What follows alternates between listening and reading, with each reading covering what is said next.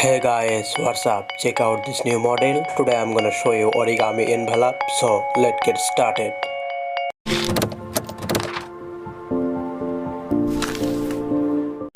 I am going to use 20 cm square of paper.